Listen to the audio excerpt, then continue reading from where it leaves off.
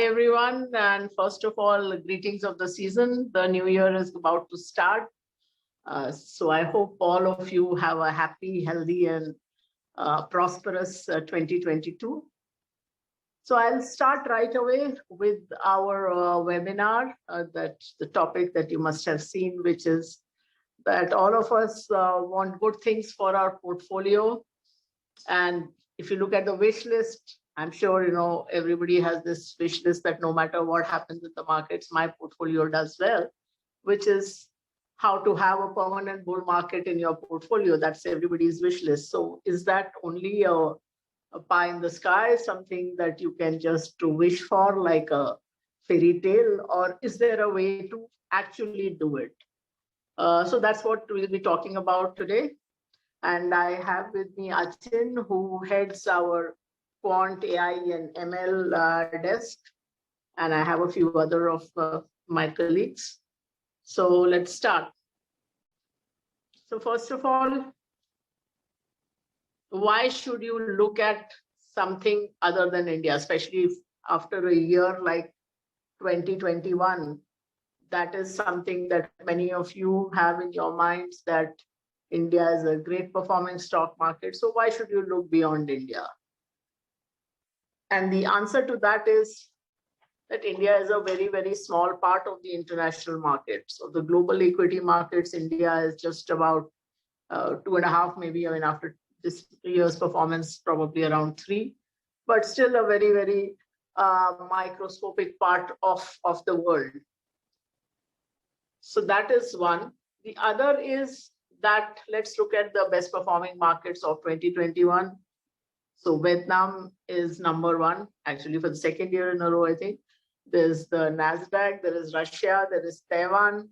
India has done quite well. It is number 6 on the list, which is very good. It's reached this position after a long, long time. If you look at 2020, other than Vietnam, NASDAQ was also there, but South Korea Tech Index did even better than NASDAQ that year. NASDAQ was up about 40%. Vietnam was up 80%. Denmark did well. India was way down the list. It was number 21st in 2020. In 2019, it was actually a very different list from what it was in the last 2 years, which is Greece, Russia, Italy, Brazil. India was again pretty low, number 24.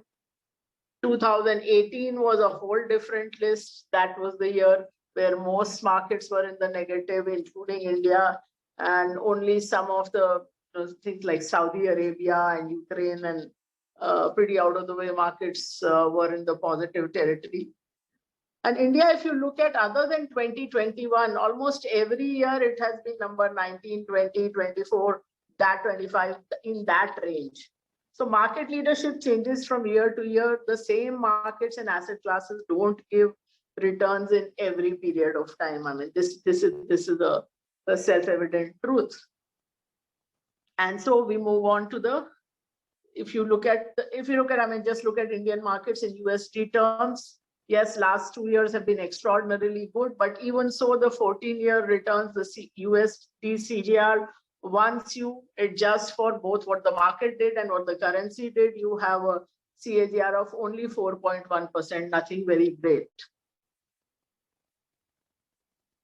And so this is something I will actually come back to with a few more examples, that a single country, single currency, single asset risk can scar you forever. In the case of India, it has been tepid, mediocre returns, but it can be a lot worse than that also, which is something I'll come back to. That what is the worst that can happen if you are in a single currency, single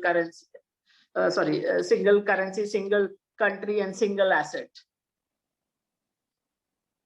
And that brings us also to one other important thing, that if you are investing only in the Indian market, even the range of instruments you have is very, very limited. You can buy gold, you can buy Indian fixed income, and beyond that, it gets very restricted. Even if you want to play, let us say, the metals that are used for EV batteries, or even a simple thing like oil or silver, or even the conventional industrial metals like copper or something, very difficult to access that if you are investing only in India. So I'm making a case that there is a case to look beyond India, especially, I mean, with the LRS, you have the luxury of being able to do that. 20 years ago, that luxury was not available to be able to send money abroad for investing purposes. So you have to, so if you look at global assets, if you look at other geographies, other asset classes, how do you do it? That becomes the next question. So what is the best way to go global? I can start by telling you what is not a great way to go global, which is to look at only a very limited set of countries or geographies. You know, all of us think that going global means buying an S&P ETF or a NASDAQ ETF, or opening an account with an international broker and maybe trading the FANG stocks. You know, the well-known, the Googles of Facebook, which is now Meta, or Tesla, or, you know, all the well-known names. Or maybe you know a handful of Chinese stock names also. So that is what you think going global is for most investors. But that is a recipe for disaster. I mean, there's a good deal of recency bias in that NASDAQ, yes, has done extremely well in the last 2 years, 3 years or so, but doesn't mean it has always done well. I mean, impression is that the US and the NASDAQ always does well. We'll see examples later on why that is not the case. And the NASDAQ or even the US is not the world. And remember, I mean, always you can, whatever happens in the market always finds a narrative to fit what is happening.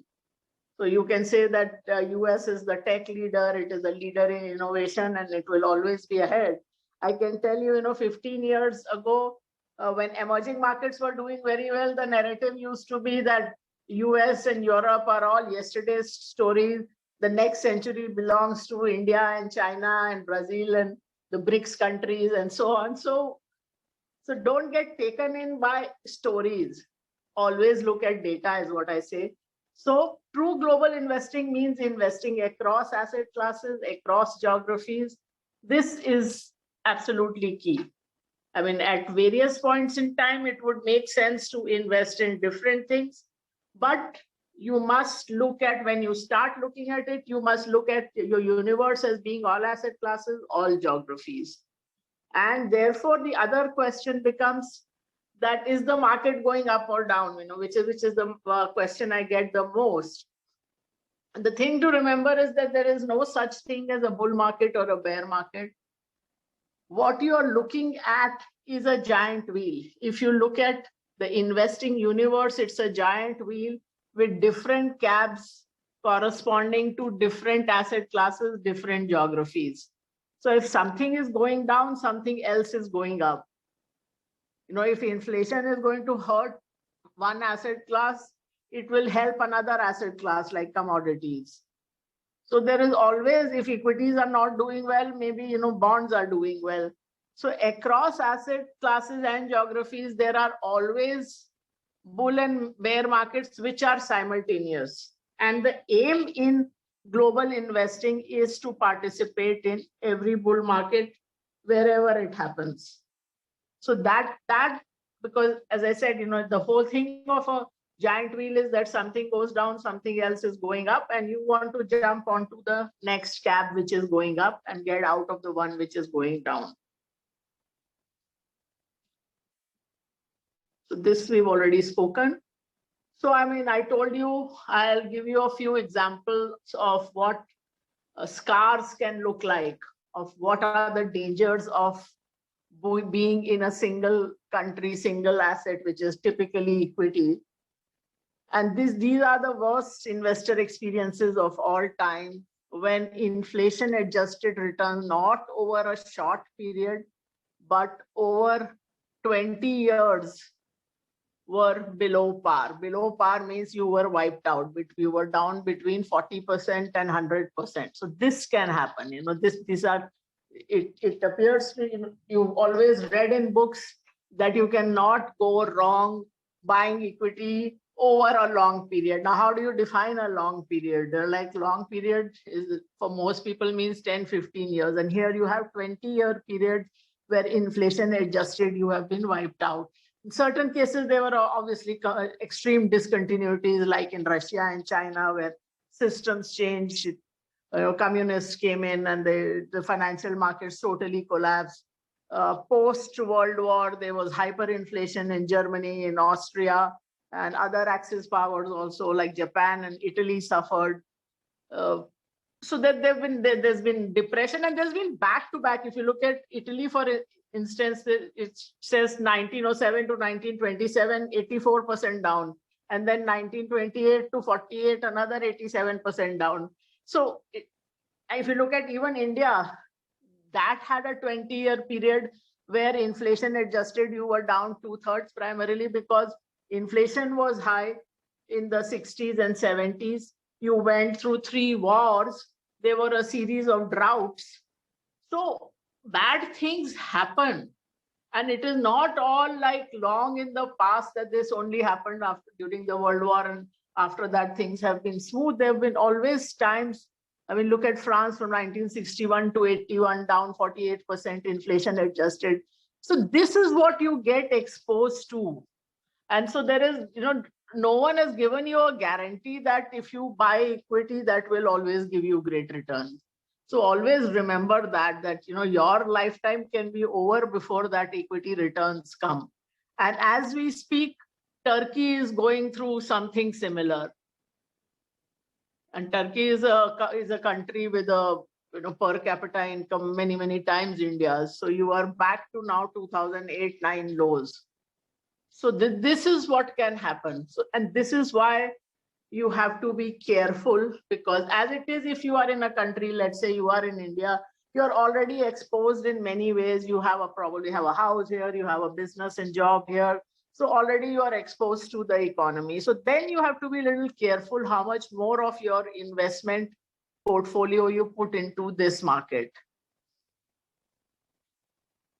So this is what we spoke about. So this is really scars in action. That it is not just also that you make low returns, but you can be wiped out. And if we go back 23 years to the Asian crisis of the late 90s, this is how much the Asian tigers fell from their peaks, between 50 to 90%. And this is not, these were not just any countries, this is important to remember. It is not that they were basket cases and then they fell. The point to remember here is that these were Asian tigers. These were supposed to be economies that were growing very well, doing very well. As an Indian, you wanted to be part of that whole movement. I mean, India wanted to be an Asian tiger. And this happened to that set of countries. That's important to remember, that it was not like countries which were always thought to be doing poorly. So they did so poorly. And for us as First Global, this was also a turning point in a way, because while we had not coined the term scars yet, but this brought home to us the dangers of being in a single market. And this was one of the main motivators for us to go global. And that is how in 99, 2000, we became members of the London Stock Exchange. In fact, we were the first Asian members outside the Japanese to become members of the London Stock Exchange. Then the next year we got NAST membership also. So this was definitely, one of the big inputs as to why we decided that as a business, we should not be exposed to a single market.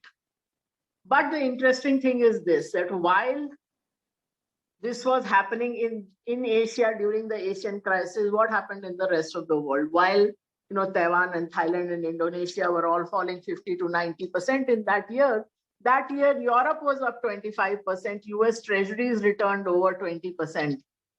So this is the thing, that you still had assets which were up 20, 25% in a time when in another part of the world, there was practically a carnage.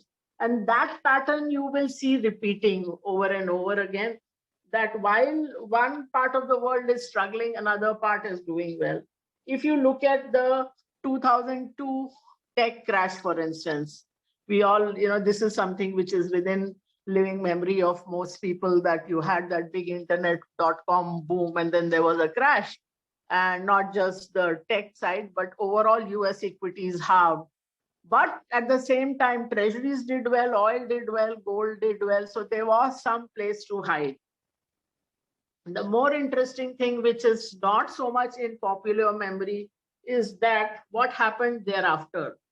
So you had this 2003 to 2007 period where the US market did go up 60%, but remember this was from the lows.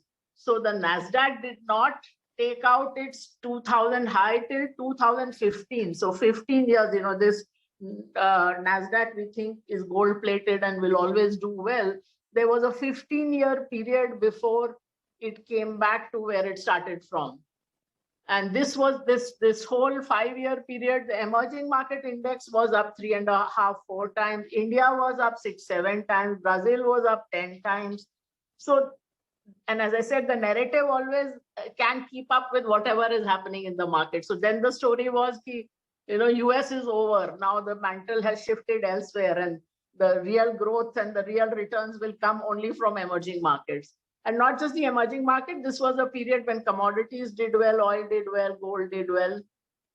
Even as US equities struggled, not for 1 or 2 years, but 5, 6 years, and that too coming from a low. So it wasn't that they came down from a high, they were already at a low and still they did not perform. So nothing is set in stone that something does badly, then for 2 years it is going to do well in the next 3 years. The cycles can be very, very long. Then if you look at the 2010 to 2020 decade, emerging markets were in a bear market, but the US markets did very well. Overall, commodities didn't do well. I mean, all of us know that till the last year commodity rally, there were many commodities which had not reached their dollar prices of 10 years, 15 years ago. And overall, US dollar was strong for this decade, whereas emerging currencies were in a bear market. So it's a very different decade. And again, every time this happens, then after a period, you don't know what that set period is, that things change. And so this, like for example, in 2020 itself, you had a period when commodities did extraordinarily well. I mean, we got into oil, I think, in April of 2020, metals a little after that. Of course, it didn't last forever, but it did very, very well.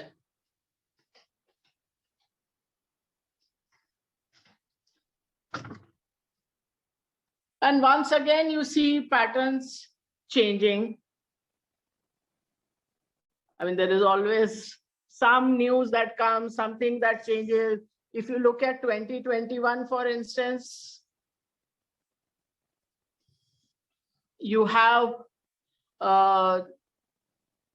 emerging market, the whole emerging market index being down about 7%, even as the US equities we all know have done well. But again, if you drill down a little deeper within the S&P, which is a 500 stock index, half the returns have come from only 20 stocks. So, I mean, last 2 years, of course, this shifting around has been more rapid than what it is in a normal scenario. But that is what markets are all about, that each time you think how things are going to be, things can shift again. And that is what you are seeing now. So what do? You have to look at an intelligent, tactical global portfolio, which means that there has to be diversification, and not just diversification, but dynamic diversification, because you cannot decide at a point in time that an ideal portfolio, quote unquote, looks like this, that is so much in equity, so much in this asset, so much in the other asset, and this is how the geography will be, because that can change. Then what we believe, and what also mathematically it is shown, that diversification is good. So you want a large number of bets, but you want a large number of uncorrelated bets. I mean, nothing is completely uncorrelated, but relatively uncorrelated bets, and wherever required, you get some portfolio insurance. So when things are uncertain, rather than, let us say you are in Indian markets and you think things are uncertain, then rather than move into cash, you can insure your portfolio so that you have some insurance costs. But if the market does continue to go up, you participate in that. So this is like what our current allocation looks like. Just right now in our global portfolios, we have 80% equities. And if you pick up any investment book, the first page will tell you that most of your returns come from asset allocation rather than looking for the multi-baggers. So we have 80% equities, not just because we think equities are very good, but also because currently the risks are actually quite high in fixed income, also because of a lot of risks on the macro front.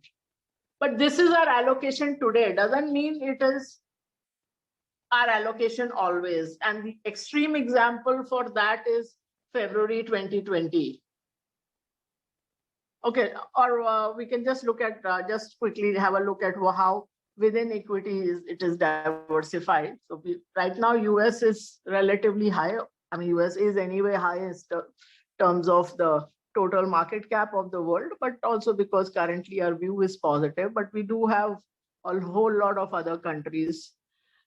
And if you look at the overall pie chart of asset allocation, the one extreme I can show you is February 2020, when we first began to gather this information about this new disease, and the markets looked very, very risky to us. And that is when we reduced our equity allocation to 4%. Of course, it's another matter that while we moved to investment grade bonds, even investment grade bonds did take a hit when the markets crashed 35-40%, but you did not crash 35-40%. You still had a decline, but that was much, much smaller in comparison. But I mean, this is the point, that dynamic asset allocation means that in extreme risky situations, you can also change the asset allocation totally. Of course, this is an outlier event. You don't expect to see a pandemic that often in your life, hopefully not.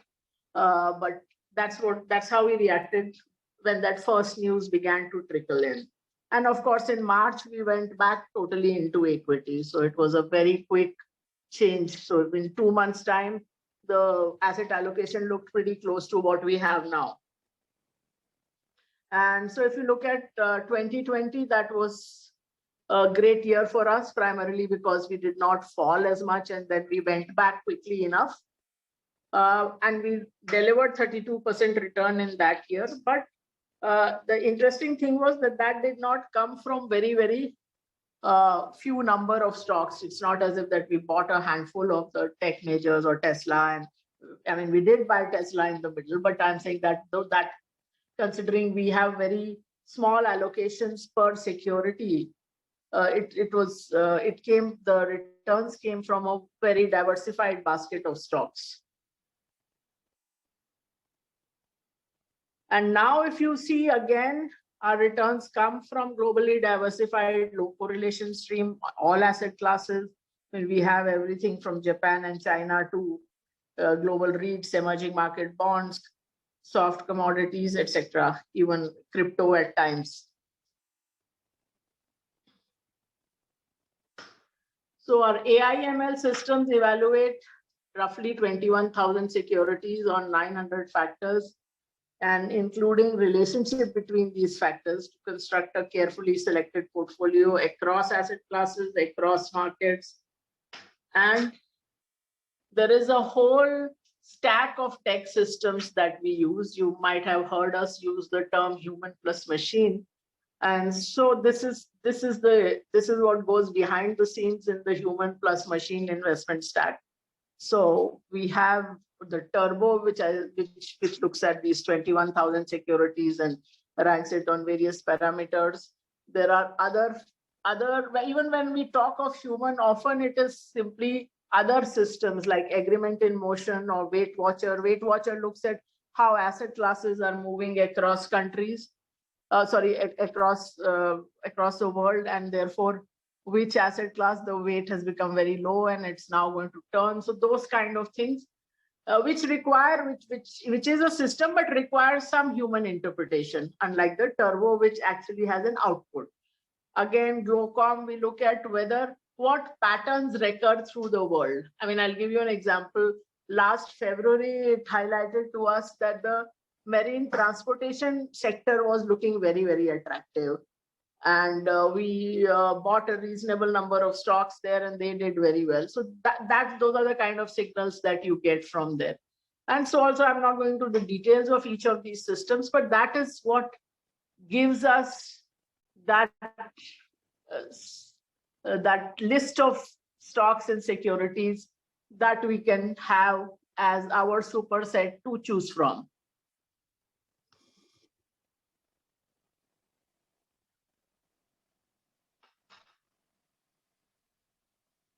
So our products are all dynamic products of where we keep changing the asset allocation as required, and they are total wealth products. So you don't have to then decide that should I be in China today, which is the issue when you look at thematic funds or geographically oriented funds, that you have a China fund, you have a NASDAQ ETF, you have maybe a tech fund or a pharma fund. So then the ball goes back to the investor's court that when is the time to be in which security or which fund rather, or ETF. So we think that is the really specialized part of the investment game. As we said that, most of your returns are coming from this allocation. So in that case, then it is the professionals who should make that decision. So which is why we like to have product. We don't like to have a proliferation of products. We want products that are a one-stop shop for you. So as far as the global products are concerned, we have two products. One is a Global Freedom Fund, which starts at $100,000, which is a mutual fund structure in Cayman Islands, which is incidentally, the most popular fund destination in the world. And we have a portfolio product which starts at $10,000, so roughly 7.5 lakh rupees. And the aim is that you participate in every bull market, irrespective of which asset class or geography it happens in. So as I said, with our products, you don't have to worry about when to go into equities, when to go into fixed income, tech versus non-tech, when you have to buy commodities, what type of commodities to buy, what type of debt to buy, all of that, because that's really the skill part of this. So if you look at over 6-7 year period since I think exactly 7 now, from 2015 to now, the CAGR of our global product has been 13.5% as against the benchmarks being 7.8 to 9.4. And let me tell you that the benchmarks we have currently are not even very geographically diversified, because it's difficult to get a benchmark which is both geographically diversified and multi-asset. So we are really competing against a benchmark which mainly is skewed towards US equities. So it was a difficult benchmark to beat. But for most of this period, we have beaten that. And at the CAGR terms, we have beaten that. And this is the statistic for 2020, when our fund was in the top 9% by returns and top 2% by risk-adjusted returns. And it beat the likes of Jim Simons, Renaissance Technology, and Ray Dalio, which were down for that year and haven't done particularly well this year either. So I've spoken extensively, of course, about our global products, but we also have very interesting and very successful India products, because all of you, I know, will have the bulk of your wealth in India. So we have a PMS product that is, we have two products. So one, is equity only. Usually we have, 50, sometime more, between 50 to 70 stocks at any given point in time. The multi-asset allocation portfolio is just to dampen down the risk. So the equity part is the same as the IS 50, but we do have other assets in that, gold, fixed income, etc. So, and if you look at the performance of our funds, we had a CAGR of 53% since we started, and as against a market CAGR of 31.6%. And if you look at the comparison with all the other multi-cap PMS funds, which is the next slide, that green line on top is us. You can see there is a clear white space between us and everyone else. So whether it is ASK, Motilal, Marcellus, IIFL, all of them, they're much, much, much lower. And the interesting thing is that very few of them even managed to beat the benchmark. So if you, Achin, would you like to walk them through this? You can just blow it up also, I think, a little, because this is an interesting slide and we can spend a little bit of time on this. Absolutely. So basically the idea here is to understand how to look at the performance of any particular PMS fund, whatever fund management vehicle it might be, and how do you compare across a number of peers. So obviously returns are important, right? That's the first thing that people look at. In terms of returns, what we've shown here is calendar year-to-date returns. That's the first column in yellow, and we've shown the total returns since our inception. So the first Global India Super 50 PMS launched in late February of 2020. So March 2020 was the first month of data that we had. So in terms of returns, we are far ahead of everyone else. There is just no comparison. And like Devina was mentioning, a lot of these other PMS schemes have not even outperformed the Nifty 500 benchmark. So whether it be IIFL, ASK, Marcellus, Alchemy, Motilal Oswal, Axis, all of them have underperformed the market. But that's just returns. Returns do not give you the full picture. What is important is to understand what is the risk that is being taken to deliver those returns. And there are a number of ways to do that. The first is the column in red is risk-adjusted return, where we've divided the net return by the volatility of these returns. So basically everyone likes returns which are not too volatile. You want stable, consistent returns. That is what volatility measures. When you look at the returns from the perspective of CAGR by volatility, that shows how far ahead of everyone else we truly are. Our risk-adjusted return is almost 3, and there is hardly anybody else even at 1.5. There are just a couple of names there. Okay, so that's one way to look at risk-adjusted return. Another way is to look at a metric called gain-to-pain ratio, which we use very extensively and which we've popularized quite a bit over the last few months. So the gain-to-pain ratio is extremely simple, but a very powerful metric. What it does is, in the gain-to-pain ratio, you take the net return in the numerator. So the net return over this 21-month period, that's your numerator. That's the gain. And then you divide it by the pain. So what is a pain for an investor? A losing month is painful. Those are the things, those are the times when the investor feels the pain of investing. So in the denominator, you add up all the losing months. So for example, if there were 5 losing months in that 21-month period, you take the sum of all the losses, that's your denominator. So basically it is telling you how much net gain did the fund deliver for every unit of pain that the investor had to endure. Once again, we are almost at 5. There is nobody even at 4, nobody at 3, nobody even at 2.5. Okay? And the last way to look at performance is to see how consistent has the performance been. So we've outperformed the benchmark Nifty 500 the maximum number of times more than anybody else. So that's the thing, right? You cannot just look at return. All return is not created equal.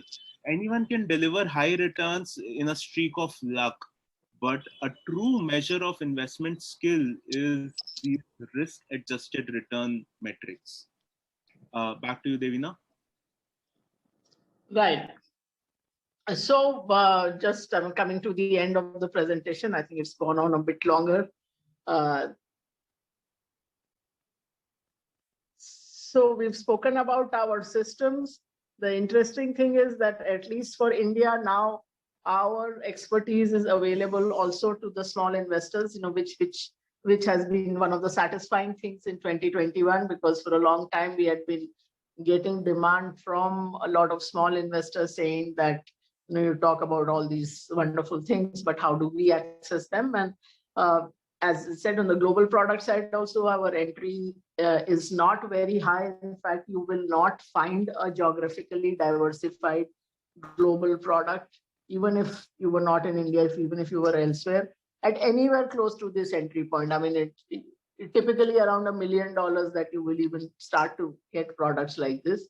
In India now, through FG Hum on the small case platform, we have an offering where even smaller amounts can be invested. So that's the satisfying part.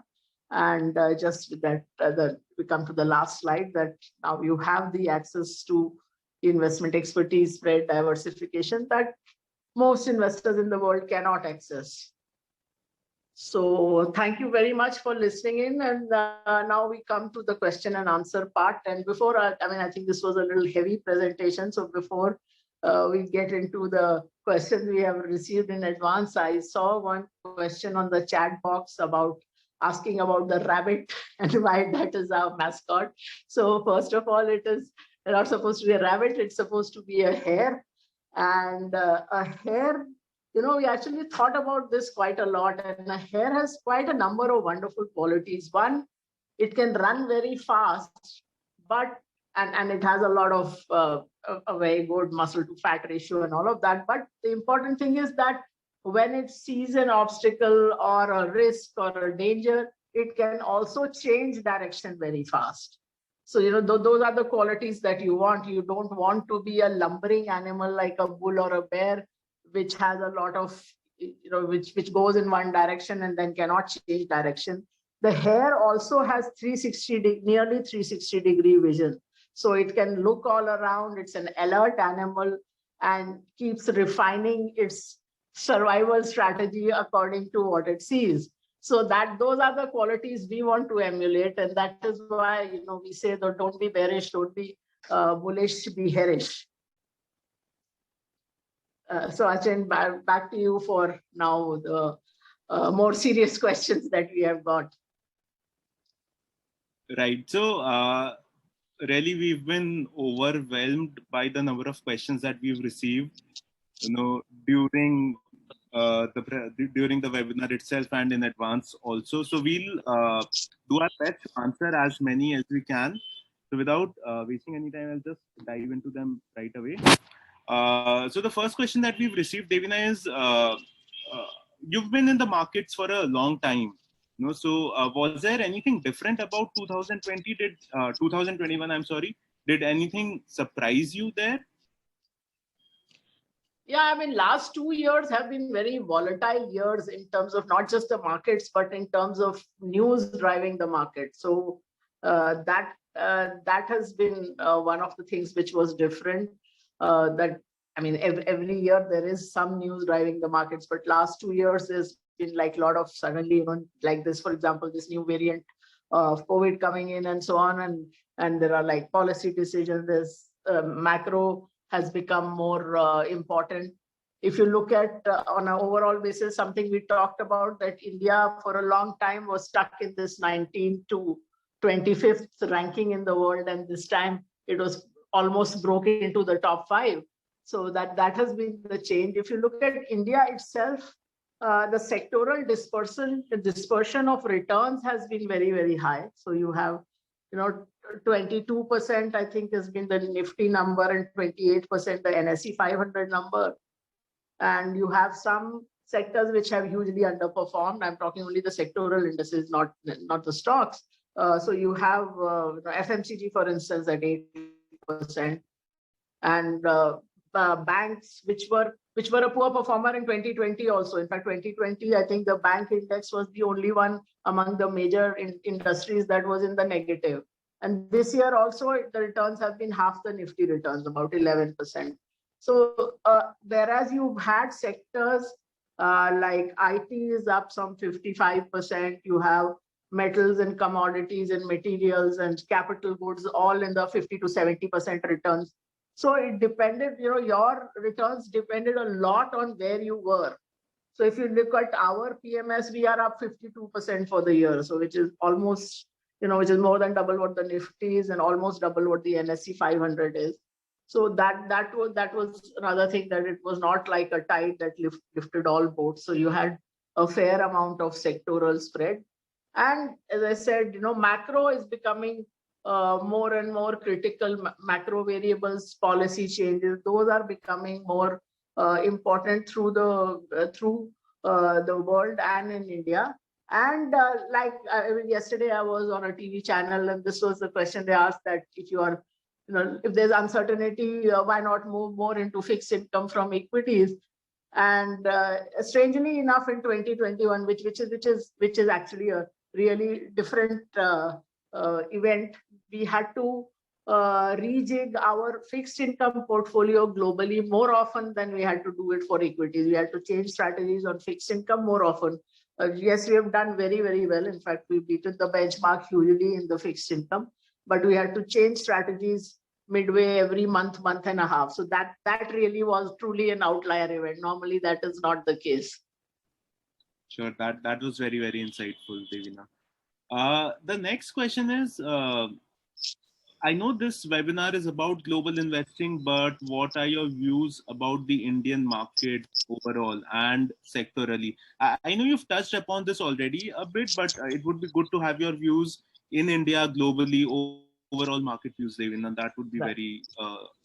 Right. So in India, one thing which we touched upon, of course, was that 2000 to 2020 was not a great period. You had the market going up, compounding only 8% or so at a time when the fixed deposit rates were 8-9%. So, you didn't even do as well as the fixed deposit rates. So that had created that room for a move. And that is the move you've seen from the 2020 COVID lows. So you are not yet at even the trend line, let alone be very high up above the trend line. So that one basic question which everybody has is that, is there a big danger of a crash? As of now, it doesn't look like it, because you have not crossed the trend line. I mean, now the big crash really comes once you are very high up above the trend line. So that doesn't look very, very likely. But like last year, you will have to be choosy about the sectors. And, also at time like metals, we entered, and then a few months ago, we lightened up quite a lot on metals. So that, you might have to do that kind of thing. One theme which is still running for, as far as I'm concerned, is IT services, which we have, and not just services, but overall IT and tech. And this was a re-rating story when we got into it a year and a half ago, that there is FMCG with good return ratios, but with very, very high valuation. And our IT services, while not as good on the return ratios, have pretty decent return ratios, predictable, also a currency hedge, in a very unpredictable world, that the earnings were relatively predictable, and that was a currency hedge. And that there's considerable re-rating that has happened. That has been one of the big performing sectors, but that still continues. There are reasons why I think there will be pressure on the rupee. I mean, maybe I think there is another question relating to that, possibly. I don't know, on the macro. So that is one of the things which means that you have to look at export-oriented or import substitution kind of sectors, the PLI scheme for manufacturing. So all those factors come into play. So sectorally, continue to like IT, we like capital goods. Selectively, you have to look at chemicals, auto components, etc., and even some autos, but not everything. So, that is broadly some of the themes we are looking at as of now. But I never make like 1 year projections on either the Nifty or the sector. So this is how it looks just now. Globally, US still continues to outperform. China is something we have our eye on. China, we had lightened very considerably in February, March in this year. And now there might be a turnaround. India looks like something of an outperformer still. So globally, those are the things. And as I said, globally, the difference right now is that because of a lot of uncertainty on the policy front, even the fixed income is not really a safe haven.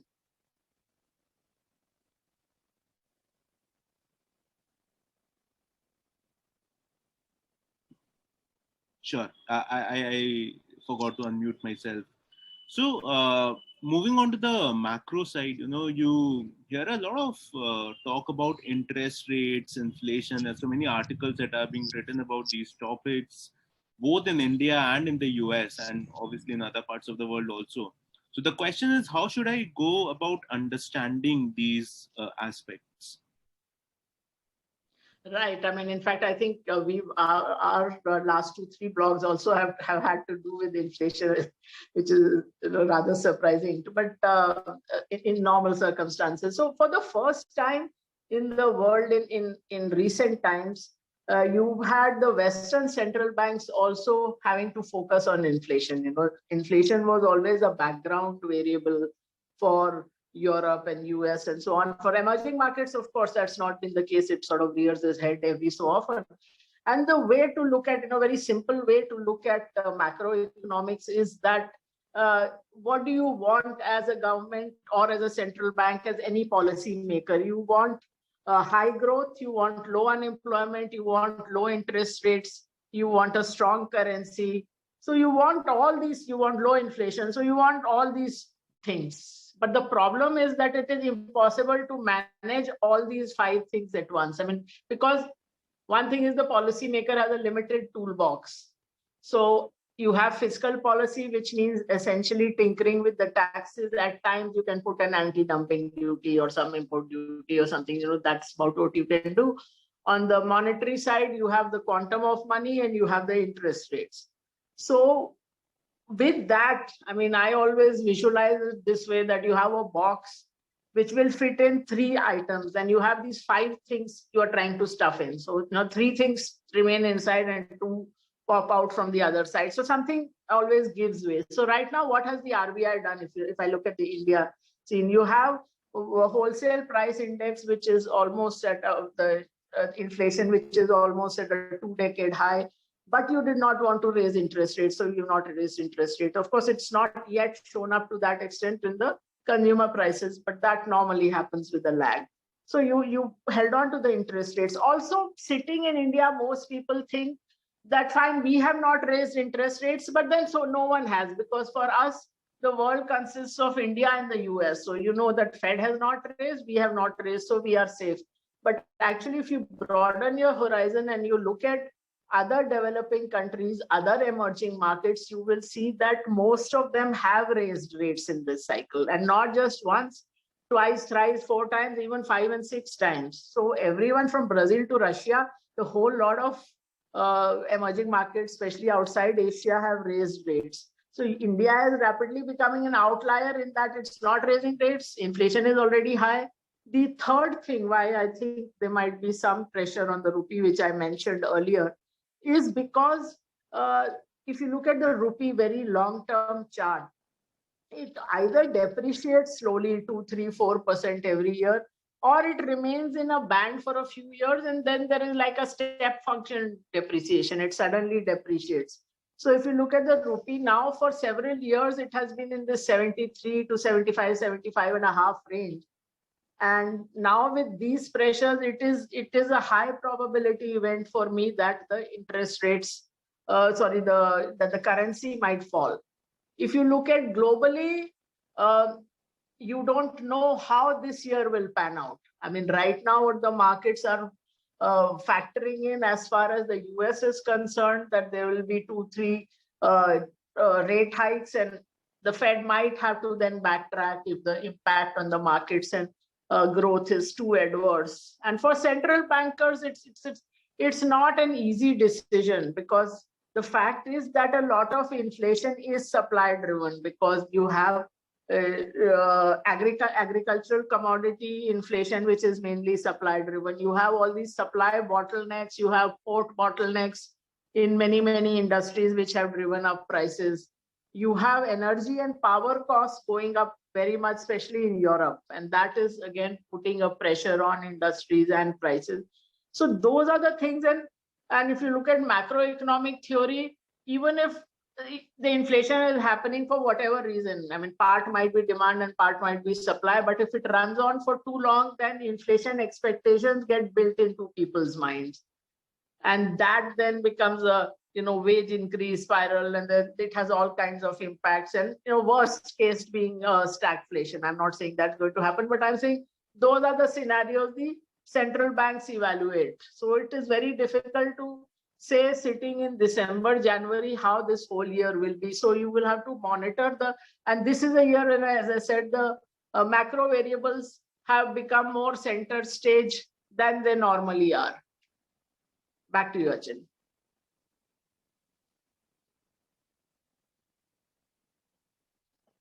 I think you are on mute, Achin. Sorry about that. The next question is about your journey. So it's been a remarkable journey. And I mean, you've stood out in the world of investing in India and globally. So the question is, I was reading some of your tweets about your hometown, Lucknow.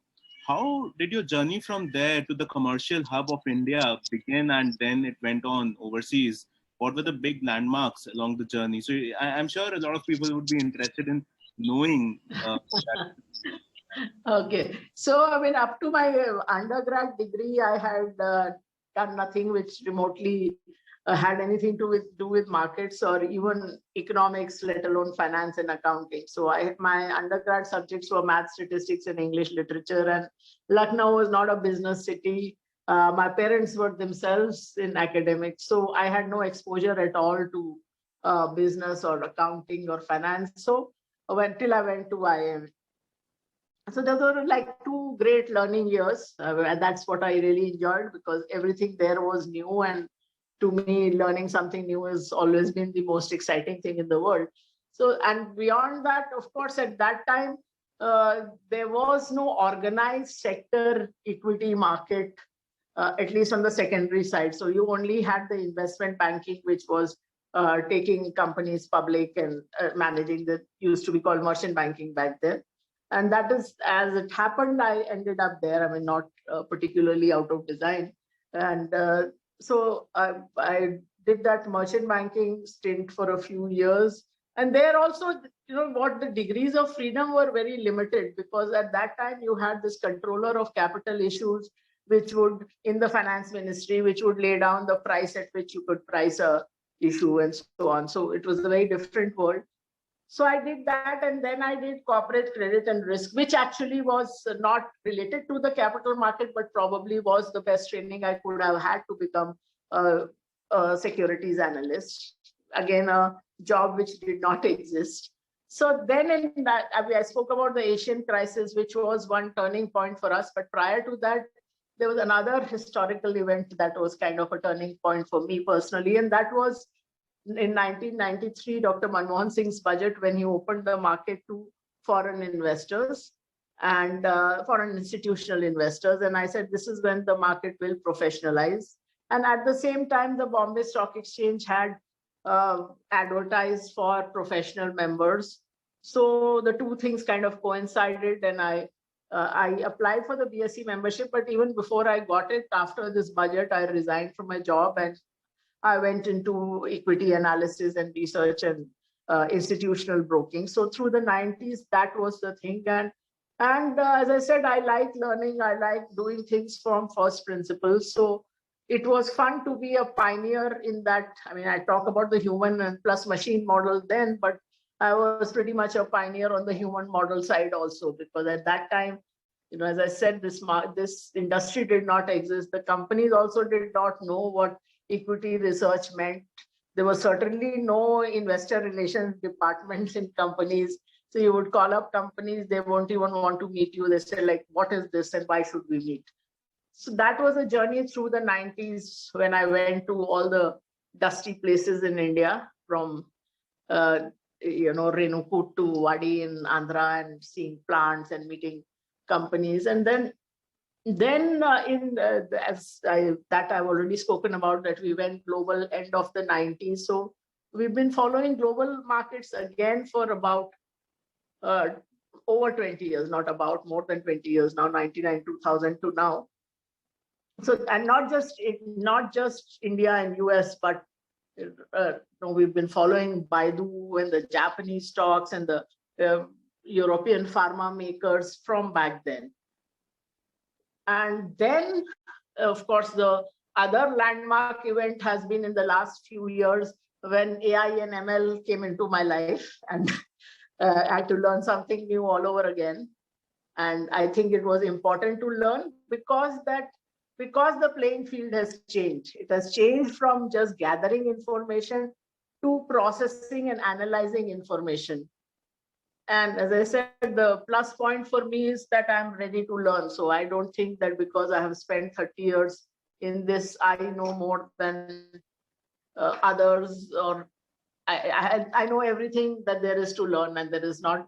And in this field, of course, I have learned from people who are much younger, also like Achin, for example. So always be willing to learn. I mean, that's the takeaway for all of you who are listening in. Yes, Achin, back to you. That's a remarkable journey, Devina, and I'm sure this will inspire many people across the country and beyond. Moving on to the next set of questions around the theme of this webinar, that is global investing. So understandably, a lot of people are not familiar with the concept of global investing. So there are a bunch of conceptual and operational questions. We'll take them one by one. So the first question is portfolio diversification across multiple asset classes and countries necessary, especially if the investment size is small? Also, why should anyone be looking at global markets at all when India is doing so well? Yeah, so we have, of course, dealt with most of this in the webinar itself on why you should be in global markets, which is, what are the dangers of being in a single market, and also that being able to participate in any market that is going up. And always, as I said, you already have a large exposure to the Indian market, and in one way or the other, or the Indian economy at least. So it makes sense to diversify. I forgot the last bit of the question. Achin, maybe you can answer it yourself. I'll sip some water.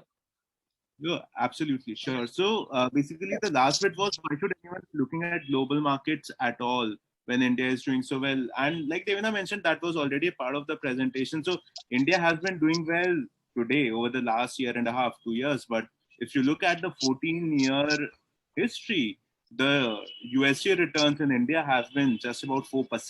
That's hardly anything when the rest of the world was delivering upwards of 10%. So I mean, it's not as if a single country or a single part of the world or even a single asset class will be a perpetual winner. There will be different leaders, as we saw so many examples during the presentation itself. So a global fund gives you that flexibility, that agility to move from one part of the world to the other, from one asset class to the other, depending on what the winners going forward will be, and not relying on the winners of yesterday. So I think that answer. And I would just add one thing to that, which is that studies show that whenever you are chasing the asset class or geography that has done well recently, then you are always going to be lagging the market. Basically, you will be underperforming. If so, I have people who come today and say that, this year your India PMS has done so very well. Why not put more money in that rather than go global? So whenever you are chasing whatever has done well recently, that always is a suboptimal strategy. So it always gives you a feeling of FOMO. But even in terms of statistics, that is not a good idea to chase whatever has done well in the last year or 2 years. Right. Okay, Ajin, what's next? Yeah. So the next question is, can resident Indians invest in the global product? Doesn't India or RBI restrict the amount of money that one can send overseas for investing? Yes, it does restrict the amount of money, but the sort of the limits are quite generous. So you have a limit of 250,000 per head per year. So if there are like 4 members of a family, you can send out $1 million a year. So that's like more than generous for most people. So in practical terms, you can invest. And it doesn't take any time at all. The LRS remittance goes very, very smoothly. I mean, it just takes a couple of days at most to send it. Sure. A related question to this was, a lot of people are asking about the structure of the global investment product. What sort of a regulation does it come under? How is investor interest protected? So if you could just throw some light on that, Yeah, Chin, why don't you answer this? Sure. I've been talking too much. I'll take that. So basically, for both the products, both are very, very well regulated products. And I'll talk about both of them separately. So the GMAP, which is a global multi-asset allocation portfolio, which is a portfolio product for global investing, is like a PMS. So just like we have the PMS in India, the GMAP is a PMS based out of UK and is regulated by the Financial Conduct Authority, FCA in UK, which is their equivalent of SEBI in India. So that's the overarching regulatory structure for the GMAP product itself.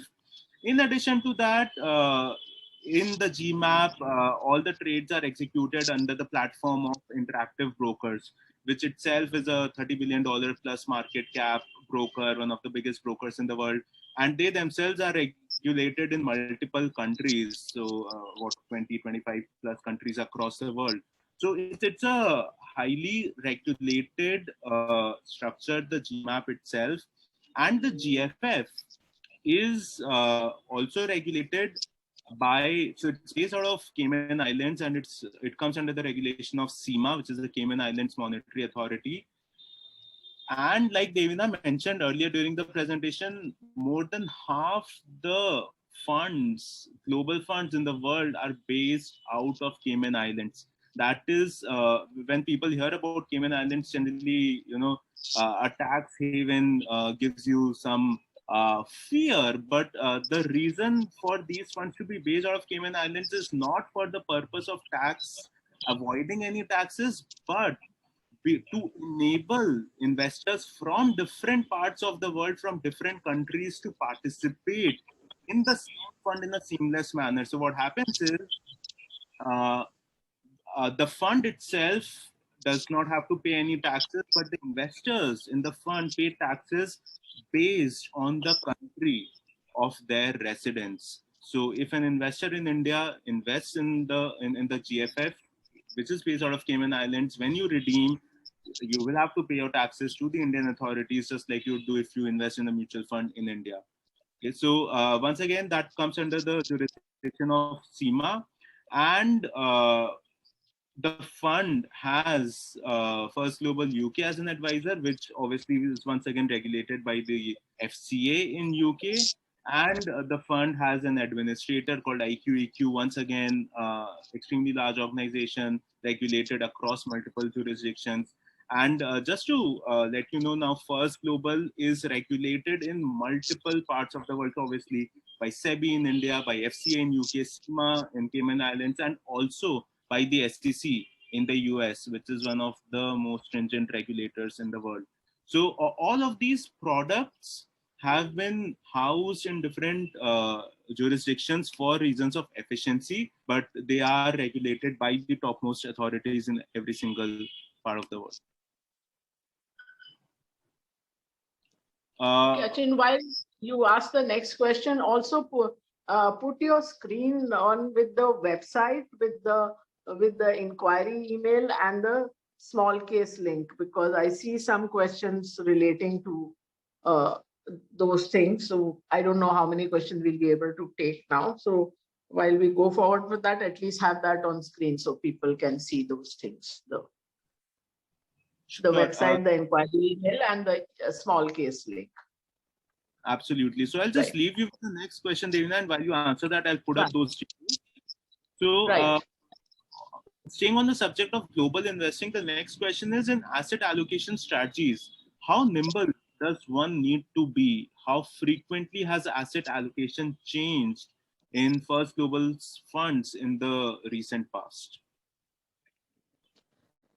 See, we have, as I said, we've been doing this for roughly 7 years. So in most times, we have not had to change it very, very rapidly. We do a ground up allocation, both in terms of asset allocation as well as security selection every quarter. So that's our standard kind of system. But normally, I mean, you don't have to change it that very frequently. As I said, last 2 years post the pandemic, the change has been much more rapid because there has been a lot of news flow. I mean, November 2020, for instance, we were positioned very, very conservatively because obviously the pandemic was ongoing, and then you had the US election results due, and then suddenly this vaccine news came.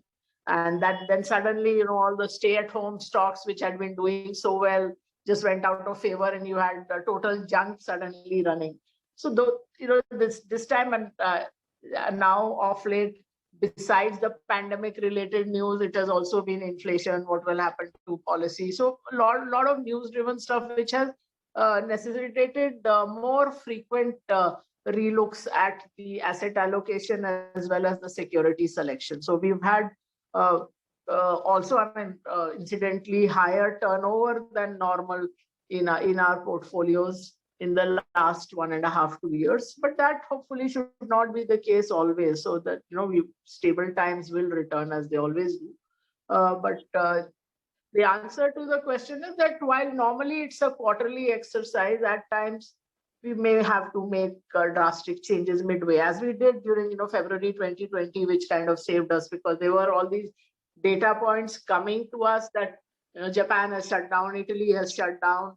Even before it became mainstream, it appeared that, I remember tweeting at that point that all these pictures of absolutely empty tourist places, it became commonplace later on. But at that time, the very first time in your life you've seen that, and you went back and checked, as even during the world wars, nothing like this happened. So this is like truly unprecedented, which is why we took a drastic action of reducing equity to single digits. So it is like horses for courses. As things change, sometimes you have to even change your schedule. Yes, Sachin, back to you. Right. I hope my screen is visible now. I've put up the link to our website. Yeah, it is visible to me at least. So. Yeah. Moving on to a fairly important question. So one of the questions that we've received is, what is the difference between investing in First Global's global products versus investing in a feeder fund? Right. So first of all, most feeder funds are number one, single market funds. So you might have a US fund or a China fund or something, or a NASDAQ ETF. So those are that really means that you are like you are the one left in charge of how you want to allocate your asset, which is really the most critical decision. Because by the time you think something is hot or the place to be, I mean, trust me, most of that move will already be over. Because by the time the man on the street knows about it or the woman on the street knows about it, it is large part of the move is over. And there are other things in an ETF or the ETF, you buy directly, at least your cost is very low. When you are buying it through fund structure here, there is one extra layer of expenses that is added on. That is another thing to keep in mind. Also, when you are buying through someone, you don't know who's managing it. You have no access, no accountability of the final fund manager. Because the person selling it to you is only just a conduit to pass it on. Achin, anything else you would like to add? I think you've covered that pretty extensively. The fact that there's no cascading of fees and the accountability that comes along with investing in First Global's funds. Because the fund manager, the people who are in charge of making the decisions, are a phone call or a Zoom call away. So that's a big plus. Right. So let's move on. I am swamped with questions. So there are a lot of other questions on the global investing side.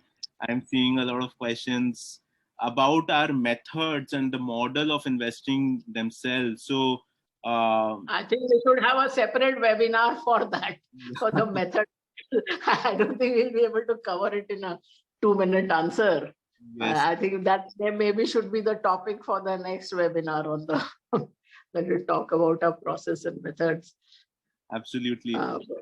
Absolutely. Yeah, a very high level view I gave through that Exotech slide on what are our various tech models. And then we think it's very important to have the human expertise at the beginning and the end, which is to find out what the machine should code, and then out of whatever the machine gives that output, having a human overlay, and which as I just gave the example of this February 2020 COVID, or there could be a border tension, or there could be a trade war between US and China. So those things again require a human overlay. Yes, Sachin, you were saying something. Sorry. Yes, so I'm seeing a lot of questions about tax implications of investing in our global products. So what I can suggest is because the tax implications vary depending on your country of jurisdiction, and there is no one single answer for everyone. What you could do is you could reach out to us on the email address mentioned here on the screen. We have detailed notes prepared for every category of individuals, and we will get back to you with the correct note that matches your description. So everyone. In fact, anyone with other unanswered questions also, that's why we have put up the email ID, that if at the end of this you feel that your questions have not been taken up or not answered, then you can always write to us and we will get back to you quickly. Yes, Achin. Can we take, there's like always, there's a lot of interest about small case, and there are a lot of questions about small case. So can we wrap up with a couple of questions from small case? Right. All right. So right. People are asking about the fee structure for the small case. So for that, you can just go to this link, firstglobal.smallcase.com, and it will show you all the details. There are a couple of payment options, quarterly, annual. Right. And we have as we mentioned, we have a giveaway today. So that's a 1,000 rupee off voucher on the small case for the annual subscription. So we will be sharing that coupon code soon. So that's actually, we should have probably spoken about it a little earlier. That again, you can put it up after this, Achin. Absolutely. And I also see a few questions asking that, now many people talk about quant methods or AI, ML kind of investing. So how are you different? So various versions of this question I see in the chat box. So Achin, you want to take that?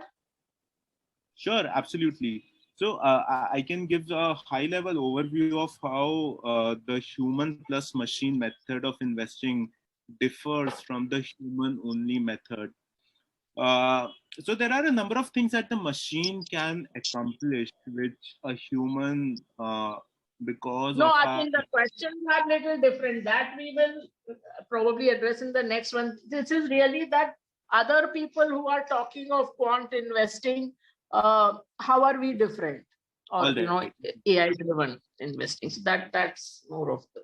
got it, understood. So it's one thing to say that we are using machine learning, AI, or quants, and it's a completely different story in terms of how far ahead in the curve have you reached in that journey.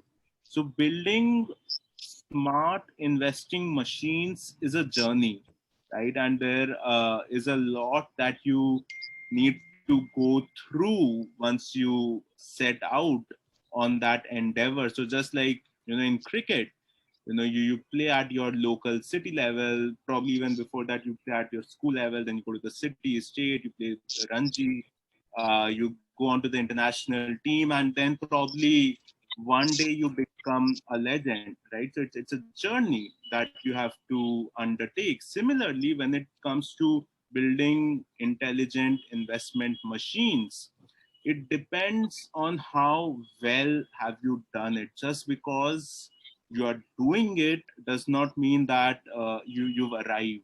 Okay, what we have incorporated in our funds, it's the outcome of many years of a lot of hard work put in by some very smart people, which has resulted in the kind of infrastructure, the kind of processes that we built today to facilitate this kind of research. We have multiple, many millions lines of code. And a lot of time people tell us that why do you need a million lines of code to build a prediction engine? The answer is you don't need it to build any prediction engine, right? You if you know how to write code in Python, you can build a prediction model in less than a day. But the point is, in order to do it well, in order to make sure that all the bases are covered, it takes time, it takes effort, and it takes a lot of work. So Virat Kohli would have spent, I don't know how many tens of thousands of hours in practice before he became what he is today. Someone can just come up and say, hey, I can play cricket, I don't need 10,000 hours of practice. Okay, so that's the difference. And we take a lot of pride in the kind of work that our team has done in building these systems, which is very extensive. And for anyone who's interested in a demonstration of how that works, we are always available. We are an email away. Reach out to us, and we've done a deep dive into our tech, into our systems for multiple people in the past, tech entrepreneurs from the US, family offices. So we are extremely open to sharing our ideas. And for anyone who wants to go for a deeper dive into our tech to understand how those things work, we are just an email away. Feel free to reach out to us. Right. So I think we can just take one or two more questions. I think we've held up people long enough as it is. Yeah. A question. Let's first put up the coupon code for FG Hum. Sure. Or have, yeah, you've got it, right?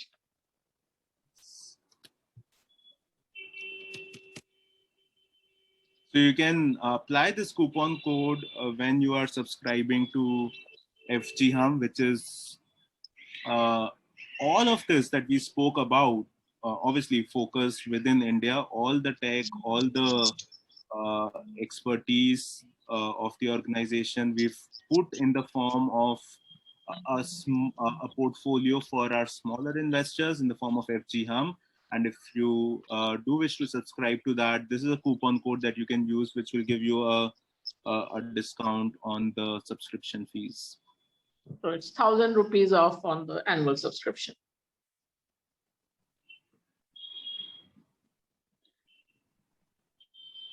Right, Achin. So maybe one more question and then we can wrap up. Yeah, so a lot of people are familiar with First Global's PMS and its performance. And the question that multiple people have asked is, what is the difference between the PMS and the small case FG hum? Okay, so it uses the same engine as Achin mentioned. So the basic way we are approaching both is the same. The engine is the same. The only difference is that in FG hum, we have 25 to 30 stocks. In the equity PMS, we have probably the double the number of stocks. So that would be the main difference. But the way we are doing it is the same. The other difference is that we spoke about insurance. That is something that we can do in the PMS, but we cannot do in the FG hum because we are not allowed to recommend derivatives. And in any case, for very small size portfolios, the minimum size that you need to do in terms of the lot size for the derivatives does not work out. You know, if you have a 5 lakh portfolio, you can't really hedge it. Sure, absolutely. Great. So I think with on that note, we will have to call it a day. And like Devina mentioned, any questions? I know there are a lot of questions that we've not been able to take for the limitation of time, but please feel free to reach out to us at this email address with your questions, and we will get back to every single email. Yes, I mean, it's been almost an hour and a half, so I think that's been long enough. So thank you all for your patience and wish you all a great new year. Have a happy and healthy one. A very happy new year to everyone. Thank you so much for being such a patient audience. It was a pleasure presenting to all of you. Thank you so much, everyone, for joining in. Bye.